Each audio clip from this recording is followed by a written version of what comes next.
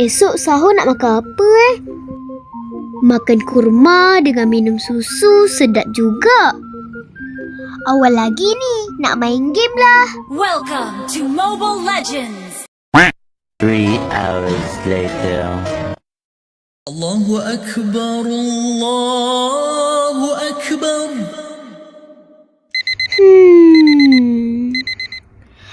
Alamak! Tak sahur bukan alasan untuk kita tinggalkan ibadah yang lain. Jangan tinggal solat tau kawan-kawan.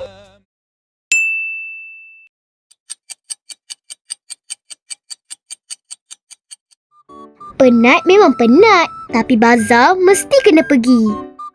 Wah, banyaknya makanan. Nak beli air lah. Kebab pun sedap. Nak sate jugalah.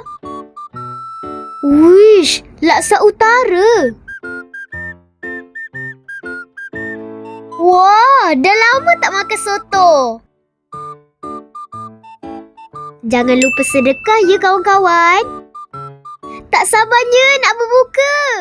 Allahu Akbar, Allahu Akbar. Yeay, dah azan. Baca doa dulu sebelum berbuka. Sedapnya semua makanan. Aduh, kenyanglah pula. Banyak lagi makanan. Pengajarannya jangan tidur lewat, nanti terlepas sahur. Dan jangan membeli makanan ikut nafsu, nanti membazir. Ingat ya kawan-kawan, selamat berpuasa.